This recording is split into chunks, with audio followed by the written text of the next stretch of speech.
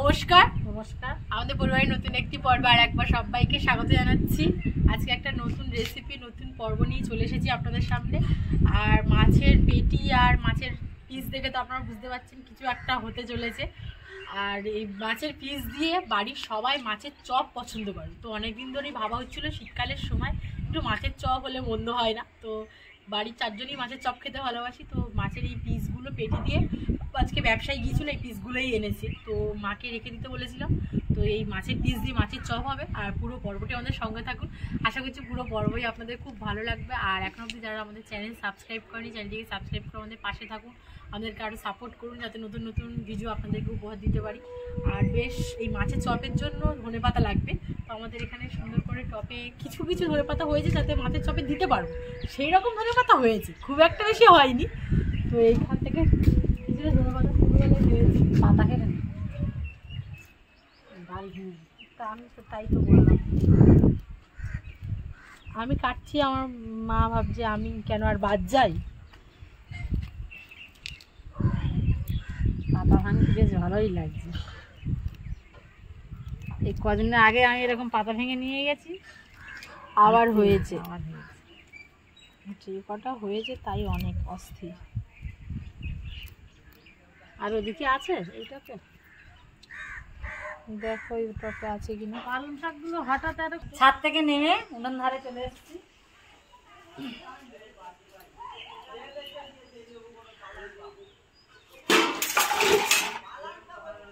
রান্নার আগে আমি মশলাটা ভেজে নেব।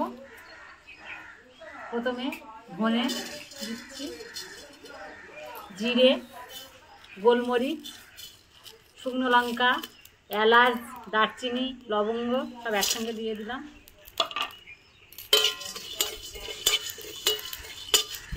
নরম আছে ভাজতে হবে, উনুনটা ভারী জেলে জ্বলে গেছে, নামিয়ে নি।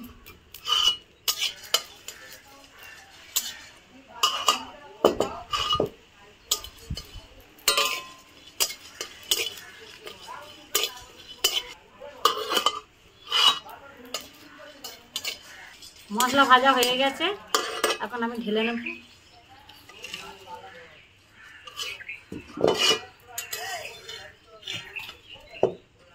মশলা ভাজা হয়ে গেছে, মশলা ঠান্ডা হলে গুঁড়ো করে নেবো। আর এদিকে উনুন জ্বলছে, জল দিয়ে দিচ্ছি মাছটা সিদ্ধ করার জন্য। জলটা ফুটে উঠেছে, লবণটা দিয়ে দিচ্ছি। আর মাছ থেকে রাঁশটে গন্ধটা যাতে কেটে যায় তার জন্য রসুন দিয়ে দিচ্ছি।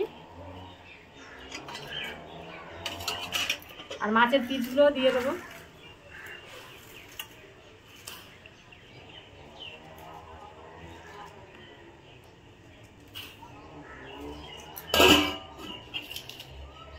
পাঁচ মিনিট চাপা দিয়ে দেবো। মশলার তাপ বসে গেছে, আর সমস্ত মশলা আমি একসঙ্গে গুঁড়ো করে নেব।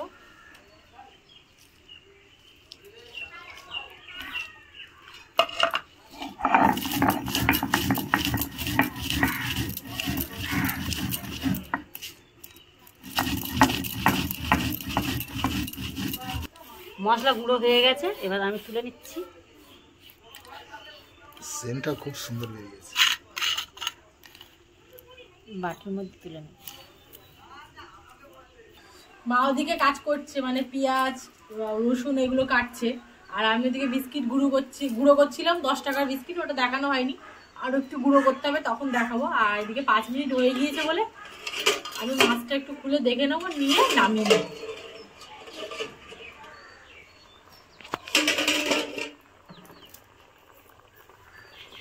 হ্যাঁ ধুয়ে বেশি ওইখানে কিন্তু কিছু তো নেই, গরম হয়নি। মাছটা সেদ্ধ হয়ে গিয়েছে, জল থেকে তুলে নেব ঠান্ডা করার জন্য।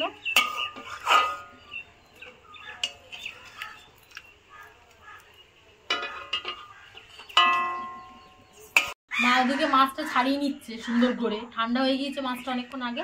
আর আমি কিছুটা বিস্কিটের গুঁড়ো ভেঙে রেখেছিলাম, আর এখন অনেকটা লাগবে বলে ভাঙছি। দুটো অলরেডি রেখেছি। আর 10 টাকারই বিস্কিটের গুঁড়ো, মানে বিস্কিট, মানে এটা কি কি বিস্কিট? Toast biscuit.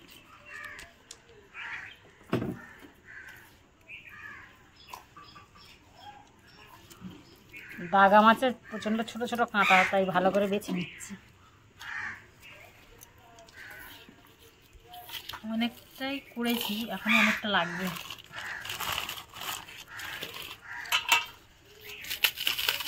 হাত দিয়ে ভেঙে নেওয়া যাবে সহজে।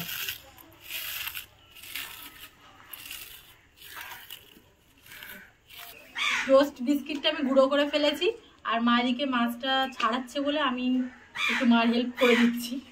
কড়াই একটু তেল দিয়ে দিলাম পুর বানানোর জন্য।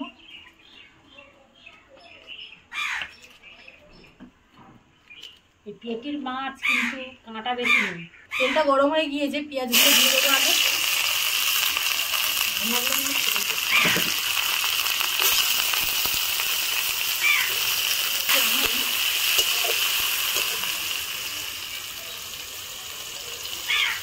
পেঁয়াজটা ভাজা হয়ে গিয়েছে, আদা রসুনটা দিয়ে দেবো একসঙ্গে।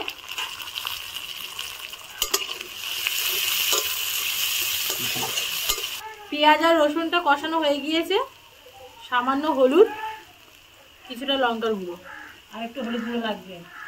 আর একটু হলুদ গুঁড়ো দিচ্ছি, মা বলছে যখন। অল্প পরিমাণে কাঁচা লঙ্কা দিলাম, আর একবার কষিয়ে নেবো। তলাটা ধরে যাচ্ছে কারণ নুন এত জ্বলে গিয়েছিল। মশলাটা কষানো হয়ে গিয়েছে, মাছগুলো ঢেলে দেবো।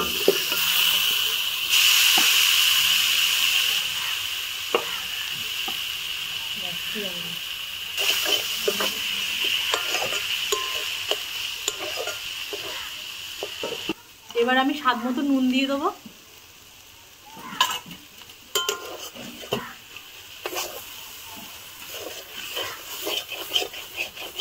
মা আলুটা মাখিয়ে খুন্তির ওপর চেপে দিয়েছে। এই আলুটা দিয়ে দেবো এবারে মাছের পুরের মধ্যে।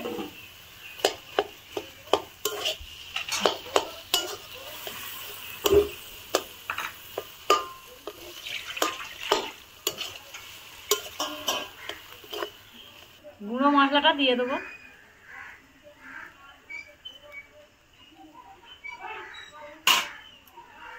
আর একটু ভালো করে কষিয়ে নেবো।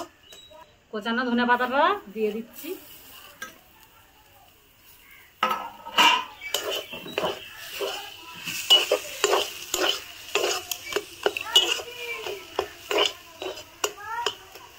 এতক্ষণ আমার সাহায্য করে দিচ্ছিল চাপের ফুটটার জন্য। আমার এদিকে কাজ সব গুছিয়ে আরেকটু চাপের ফুটটা আমি ভালো করে কষিয়ে নিচ্ছি। এবার নামিয়ে নেবো।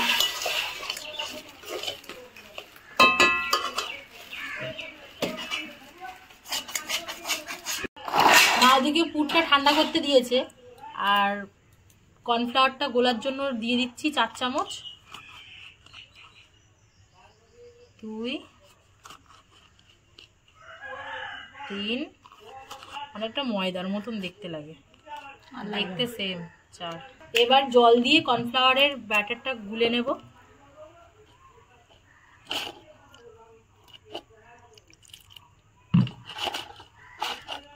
একটু জল পড়বে দে।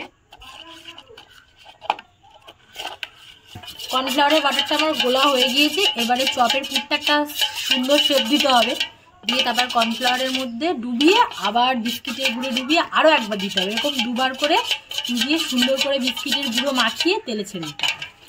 পুরোটাই বলে দিলাম এক্ষুনি। কর্নফ্লাওয়ারের বাটারটা হয়ে গিয়েছে, বিস্কিটের গুঁড়ো এখানে রেডি করে নিয়েছি, পুরটাও এখানে ঠান্ডা হয়ে গিয়েছে। তো একটা মানে চপটার তো একটা আলাদা শেপ দিতে হবে, লম্বাও দিতে পারো গোলও দিতে পারো। তো আমরা ভাবছি আজকে লম্বা দেবো, ফিশ ফিঙ্গার টাইপের করবো, কিন্তু এটা চপই। এরকম লম্বা লম্বা শেপ দিচ্ছি, আর অলরেডি 4টে করে ফেলেছি একটা একটা করে।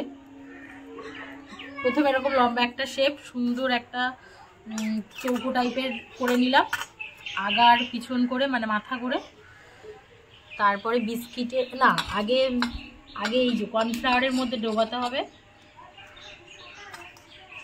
তারপরে বিস্কিটের গুঁড়ো। মা কাজে ব্যস্ত তাই মা কিছু বলছে না, যা বলার আমিই বলছি। আরও একবার কর্নফ্লাওয়ারে ডোবালাম, আরও একবার বিস্কিটের গুঁড়ো।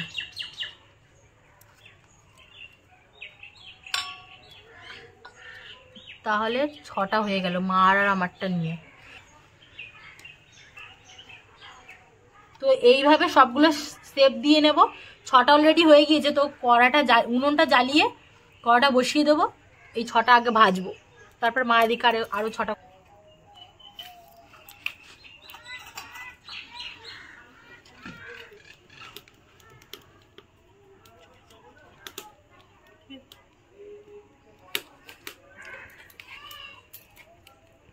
করেছো? এই দেখো কি করেছো এটা। আমি এদিকে উনুনটা জ্বালিয়ে দিয়েছি, কড়াটাও বসিয়ে দিয়েছি। কড়াটা গরম হয়ে গিয়েছে, তেলটা দিয়ে দেবো। আর মা দিকে তো অলরেডি মানে চপগুলো বানাচ্ছে।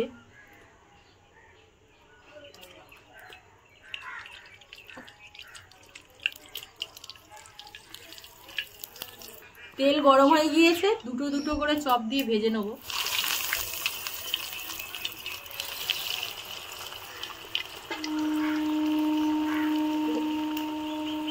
চারটে করে দিয়েছি, এক পিঠ করে আস্তে আস্তে ভেজে নেব। আর এতটাই মানে হিট হয়ে গেছে উনুন আর কড়াও শুদ্ধ করে দেওয়া মাত্র সঙ্গে সঙ্গে হয়ে যাচ্ছে।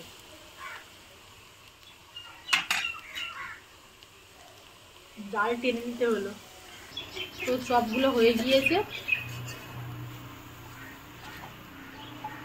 এদিকে তেলটা ঝরতে থাকুক, আমি বাদবাকিগুলো দিয়ে দেবো।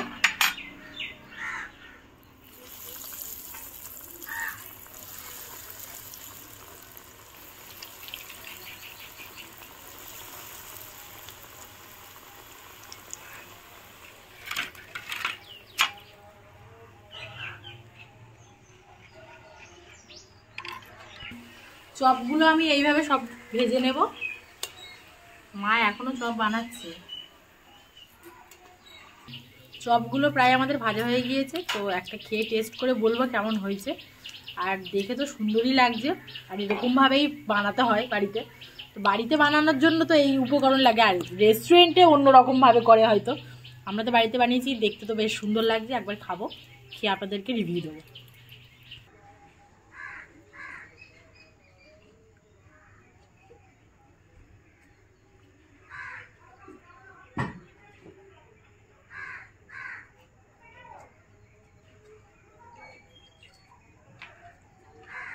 আমরা একটু বেশি দুপুরবেলার দিকে বসেছিলাম মাছের চপটা বানাতে।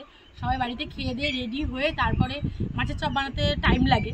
তো একটু বিকালের দিকে মাছের চপ ছাড়া ভালো লাগে না। আর বিকাল হয়েও এসেছে, প্রায় সূর্য অস্ত যাওয়ার টাইম হয়ে এসেছে। আর আমি এখানটা ছাদে পড়ছিলাম সকাল থেকে, তো ছাদেই বইগুলো আছে, এখন কিছুক্ষণ পড়বো। তো একেবারে মাছের চপটা নিয়ে ছাদে চলে এসেছি, আমি, মা, বাবা সবাই।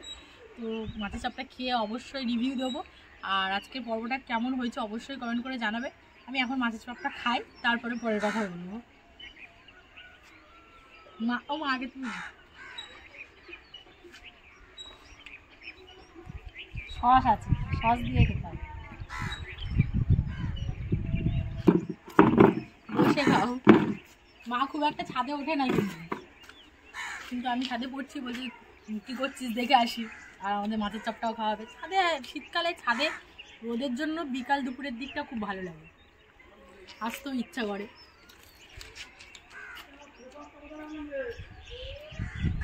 বেশ টাইট হয়েছে মাছের চপটা।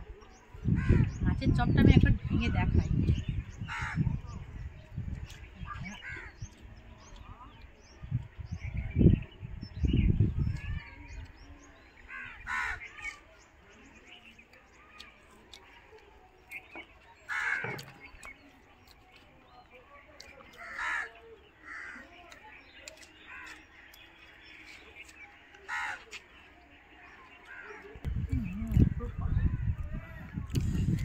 দারুণ স্বাদ হয়েছে।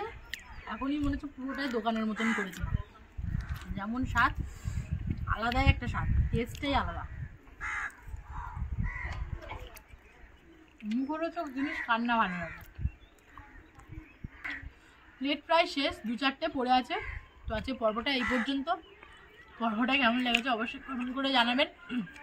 লাইক শেয়ার করতে ভুলবেন না।